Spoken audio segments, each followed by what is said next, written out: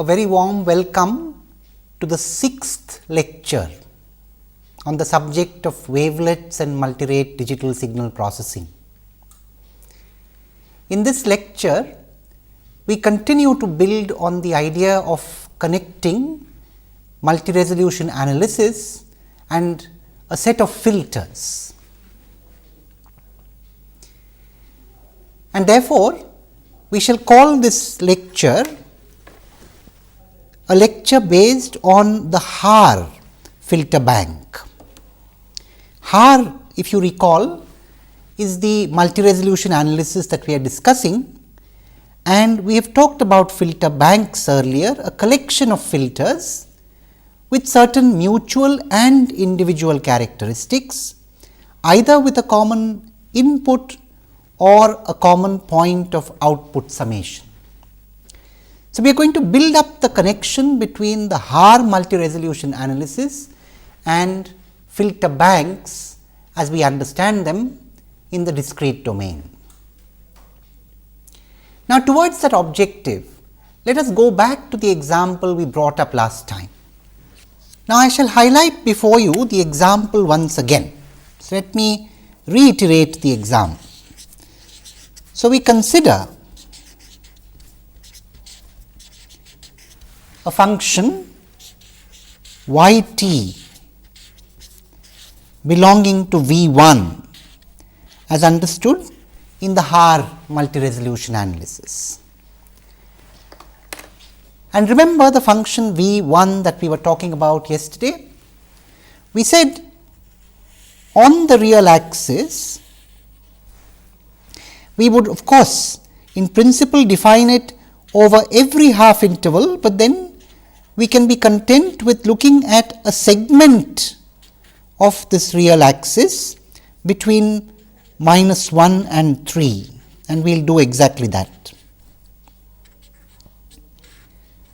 So, we have this segment between -1 and 3, and the values in the successive half intervals here, starting from the half interval immediately next to -1,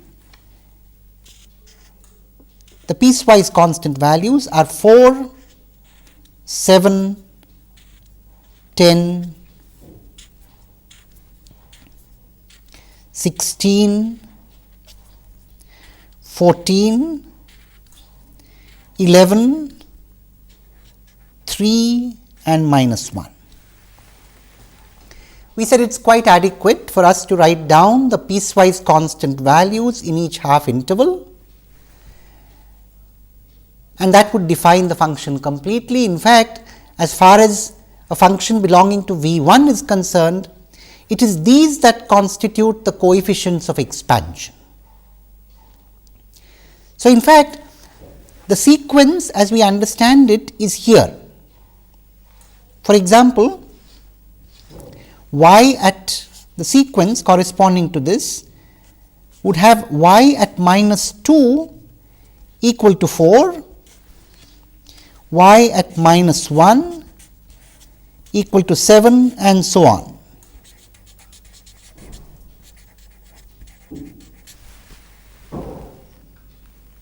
Y at 0 is equal to 10, y at 1 is equal to 16 and so on and so forth. And of course, the sequence could be used in constructing the function from the basis. So, we have y of t is summation n running from minus to plus infinity y of n phi 2t minus n.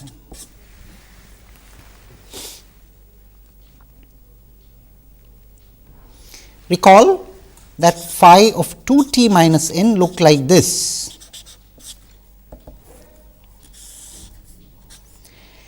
It was 1 over a half interval,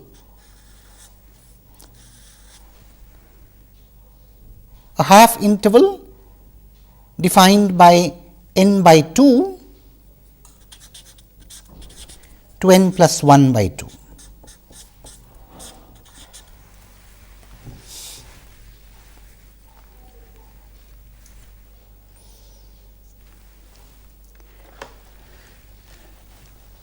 after reflecting on this, we must now do exactly what we did. We put down a scheme yesterday for going from the function in V 1 to its components in V 0 and W 0. So, we said we could make an orthogonal decomposition of V 1.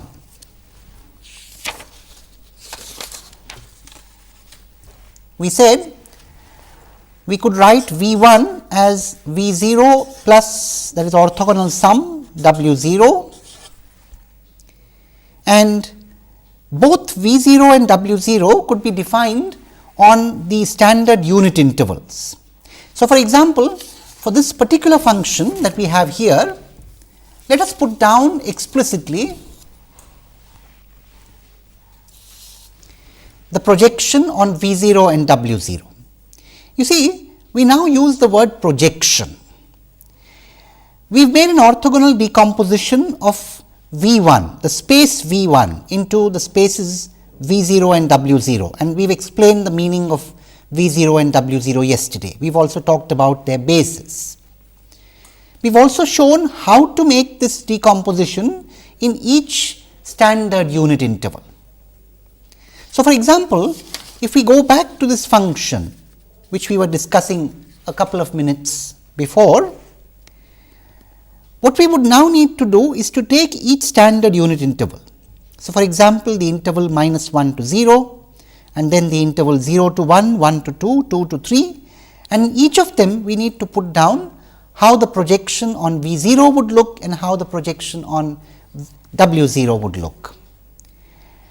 And recall, for example, if you consider the interval from minus 1 to 0, the projection on V 0 would be piecewise constant on that interval and would take the value given by the average of 4 and 7, namely 4 plus 7 by 2.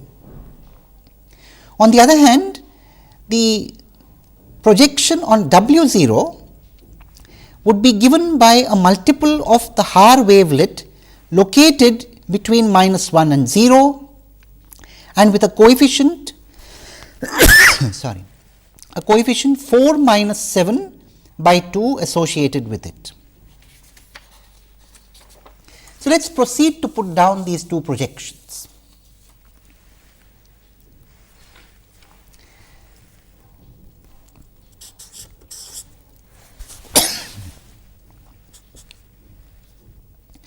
So, we have the projection y on V 0, which we shall call y V 0, and y on W 0, which we shall call y W 0. Let us sketch y V 0 first.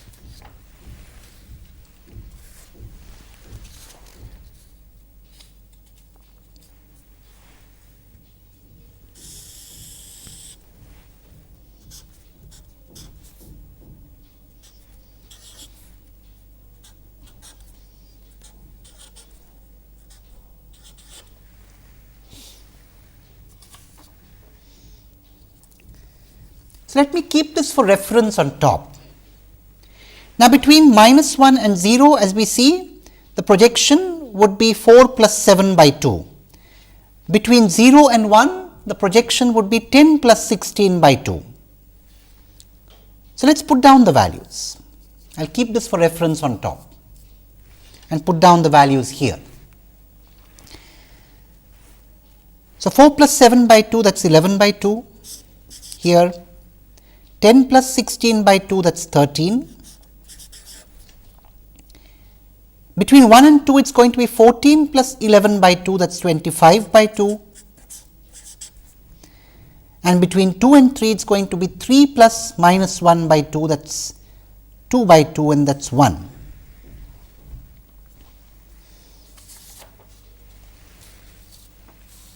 This is how the projection on V 0 would look. Y projected on V 0 as a function of t, piecewise constant on the unit intervals, and these are the piecewise constant values. Now, of course, I am not actually drawing the function here, it is easy to visualize the piecewise constant values. But let me now go to the projection on W 0. So, I shall once again use this as a reference here.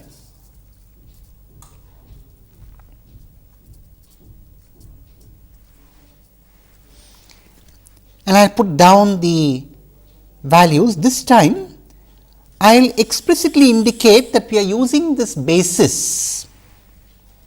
So, I have minus 1, 0, 1, 2, 3 and I am using a basis. So, between minus 1 and 0 I am going to use a proper translate of psi t with a height given by 4 minus 7 by 2. So, this height is going to be 3 by 2, of course, with a negative sign. Between 0 and 1, it is again going to have a negative sign and the height is going to be 10 minus 16 by 2, that is 6 by 2. So, of course, I am not drawing this to scale, I am just drawing it to be indicative. This height would be 3. Here between 1 and 2 you would have 14 minus 11 by 2, that is 3 by 2, but with a positive sign. So, you would have a multiple of psi t placed in this unit interval with a height of 3 by 2. And finally, in the interval between 2 and 3 you have a height of 1 and a positive multiple of psi t placed.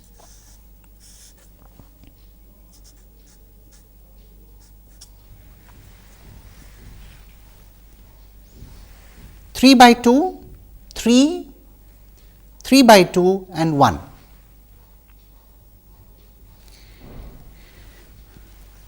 So, this is the projection of y on the space W 0 as a function of t.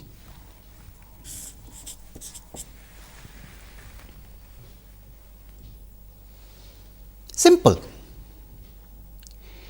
Now, we can also write down the sequences. So, in fact, we should do that. If we go back to this projection, so now what we must do is to construct the sequences which describe these projections. And in fact, by constructing these sequences, we will also understand how the two discrete filters that we talked about in the previous lecture work. So, let us go back to this function, the projection on V 0. How would the sequence here look? The sequence would be this: 13, 25 by 2, 1, 11 by 2, 13 marked at 0. This is the sequence. And similarly, we can put down a sequence corresponding to the projection on W 0. So, the sequence here would be, well, remember this is minus 3 by 2 at minus 1, minus 3 at 0 and so on. So, minus 3 by 2, plus 3 by 2 and plus 1 with the minus 3 put at the point 0, that is the sequence. Now, we have also seen the filters that correspond to this. So, yesterday we noted that if we put down the sequence y n, let us now put it down in the language of discrete time processing. So, if you have the sequence y n, sequence corresponding to y t,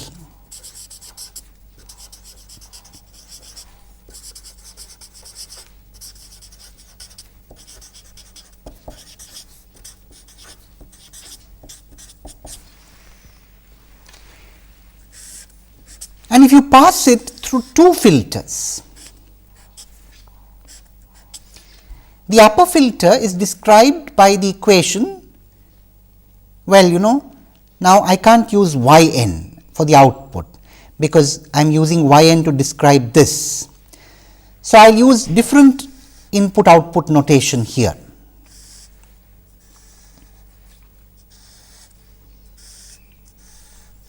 I will say in these two discrete time filters, A is the input and B is the output.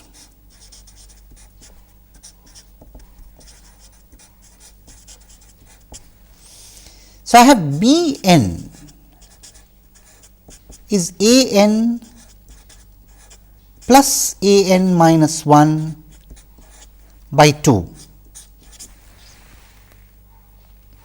and here I have B n is A n minus A n minus 1 by 2, and then I have a decimation operation, as I talked about yesterday, a down arrow followed by 2.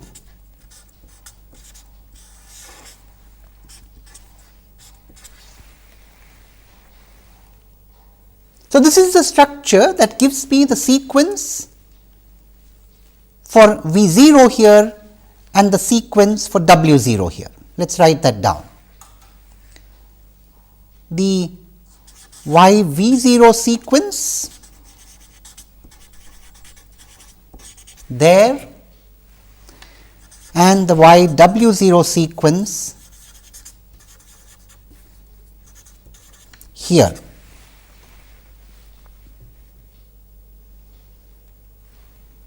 In fact, what we should do is to describe these filters in terms of their system functions, rather than describe them in the time domain as we are doing here.